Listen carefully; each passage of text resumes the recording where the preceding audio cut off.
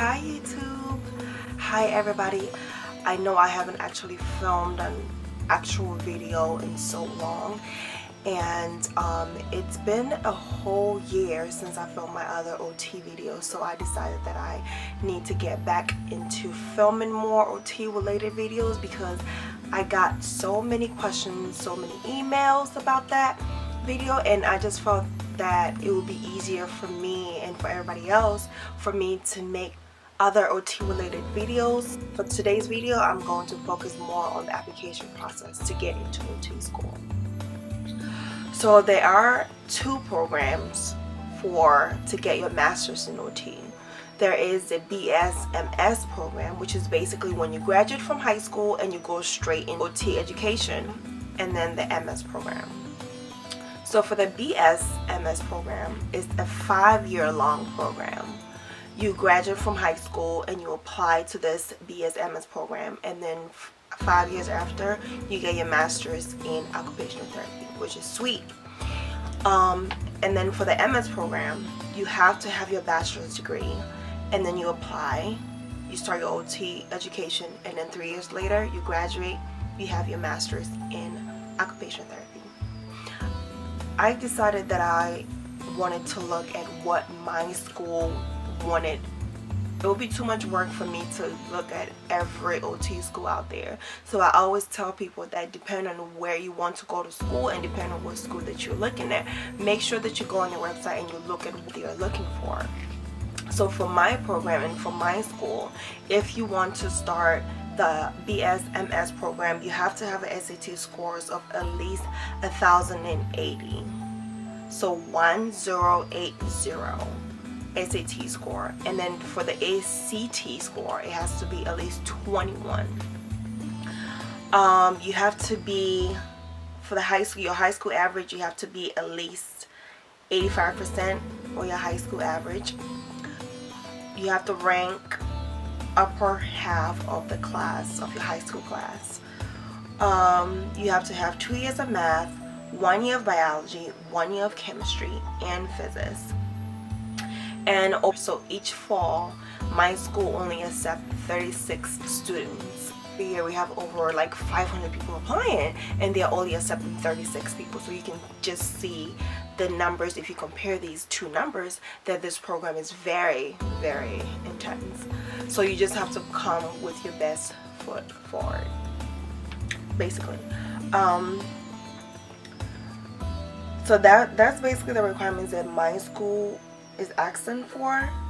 And like I already mentioned, it's a 5-year program, but also of course there's the application process as well.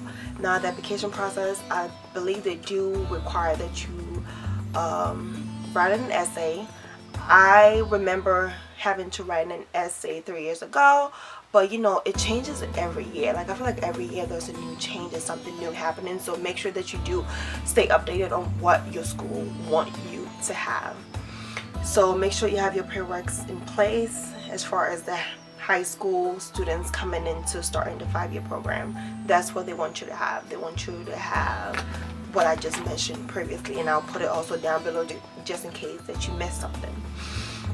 But something that I will also recommend you doing is that you do some shadowing, some volunteer work, anything that will set you apart from all the millions, well no, not millions, I don't know how many people are actually applying, but it will just set you apart from all the other people that are applying for OT school. Like I said, from my school, I heard we receive for more than 500 applicants every fall to get into OT school, and they are only accepting 36 people for the BSMS program. So that's not a lot of people at all. Okay, so now let's talk about the MS program. So like I mentioned before, the MS program is a 3-year long program for my school. And what you need for that, you have to have at least a GPA of 3.0. So that's a B or better GPA. You have to have your bachelor's degree. And I have this, I had so many people ask me this question of what bachelor's degree should I get. You can get your bachelor's degree in any field that you like. I personally recommend that you get it in some kind of teaching or psychology or maybe like biology, because you will be taking those related classes. So if you have a bachelor's in psychology, I think it is profitable for you to have that kind of knowledge, because you are going to be working with people, you are going to be taking science courses, so those bio degrees may be helpful as well. If you have experience in teaching, that can be also helpful. But overall, you can get your bachelor's degree in whatever degree that you choose, as long as you maintain your 3.0 or B or better average or grade. That's all that they require you to have. You have to have 2 letters of recommendation. One has to be academic, so it's from your professors or something like that, and then one can be, I think, anybody, but I don't think it can be family related. So maybe your boss at work can write your letter of recommendation, maybe a really good friend, maybe a really good family member. I'm not sure about the family member thing. I don't think you can get it from a family member. I think because it's kind of like expected. Like if your grandma is writing you a letter of recommendation, I'm pretty sure grandma is not going to have anything bad to say about you. Get it from somebody that's not a family member. For the prereqs, this is what you need. And I also receive this question a lot. What are the prerequisites? What do I need to take? What is required for me to get into OT school? And I always say it depends on your school. So for my particular school, for the particular school that I go to, you have to have our general or developmental psychology, abnormal psychology, sociology or social anthropology, applied statistics. So make sure that the class that you're taking, especially with statistics, that it is 3 or more credits, or you will have to take it again. You have to take human anatomy or physiology. So for human anatomy, I believe you have to take 1 and 2, and you have to pass. So all these courses that I'm mentioning, you have to get a B or better in these courses. So then of course you're going to send in your transcripts. Some schools require that you have some kind of observations done, so the hours really vary on which school that you apply to, and some schools don't even care. And an essay. Now I also got a lot of questions about this whole essay business. Now for me, when I applied to OT school, I did have to write an essay, and I believe it was like 350 words, or was it 350 words? I think so.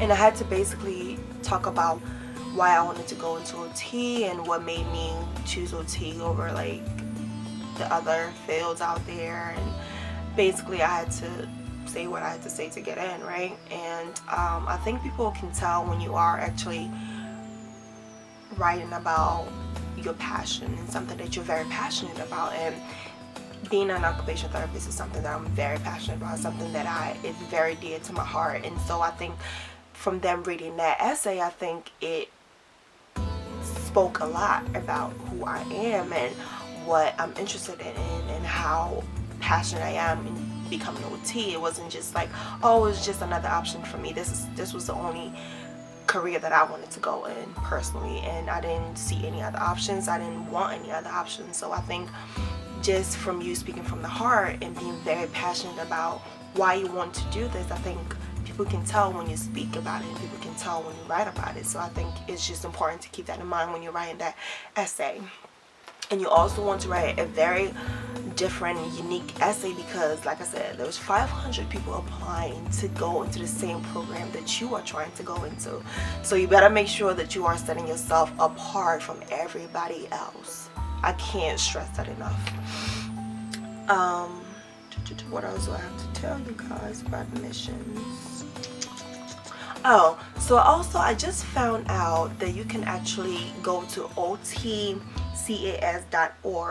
and apply by November 30th, and apply to get into all the OT programs that are involved in this website thing. So the website that I'm talking about is a centralized application service. So basically, let's say my school, you can apply, you can just have one application, you can go to a lot of schools. I'm not sure what schools are participating in this, but I know my school is doing this, so make sure that you check that out as well.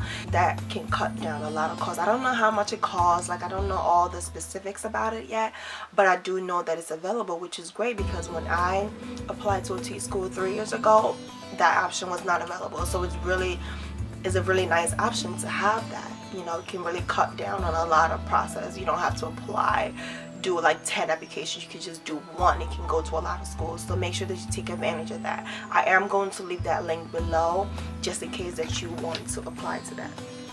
Now, for my school, once I got accepted, I got a letter.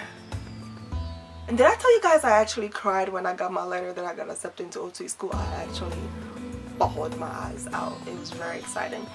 I went for like a day.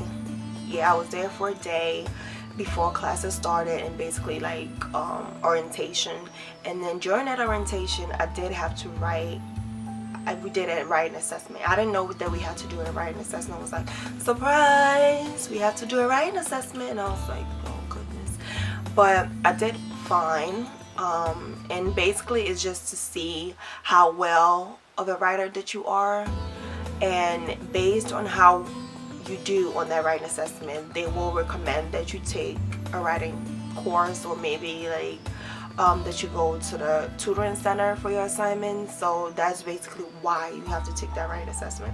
But that was just for my school. I'm not sure if this applies to every OT school, or that you have to do that in every OT school, but I know for me, I had to do it. One other question that I got in terms of the application process was the question of the interview. I didn't have to do an interview for my school. I didn't have to do an interview. I didn't have to take the GRE. And people were asking me, what do I do for the interview? And I really don't know. But the only thing that I do know is, and the only thing that I've been saying throughout this video, is that a lot of people are applying to get into OT school. So you always want to keep in mind that what set you apart from all the people that are applying. If I'm reading the application and I'm reading your essay and you sound just like everybody else that are applying, what's going to make me pick you over her or him? You know what I mean? So you have to write an essay, and you have to let yourself stand out. You have to talk about the things that you did in high school. So volunteer as much as you can. Do things out of the ordinary. Start a club. Like just do something interesting that will set you apart from the crowd. Learn another language. Like, you know, like people want to see that you are bringing something good to their school, and they don't want just anybody. They want someone exceptional, and that's what people look at. Yeah, so this video was just to go over the application process, to talk about the different ways that you can go. Either you want to do your undergrad in a whole different major and then do your master's and get your master's, or you want to just graduate from high school and go straight into the OT program. So you have two choices to pick from. Now, if you already have your undergrad and you don't have that choice, of course, you can just go straight into getting your master's degree into OT. So just keep that in mind. I hope that this video answered a lot of the questions that I received, and I hope that it helped people to really know the difference between the two programs that we have. And also, I think it's also important to add and to mention that a lot of schools are starting to fade out some of these programs, so make sure that you do check that out. I heard from one of my friends that her school that she goes to is now requiring that you get your doctor's in OT, so that's also starting to come up. And so yeah, you just have to keep that in mind, that things change every day. Every day things change. Like I can say one thing today and it can change literally tomorrow. So just make sure that you keep that in mind, that things are changing constantly. And so yeah, thank you guys so much for watching. Bye bye.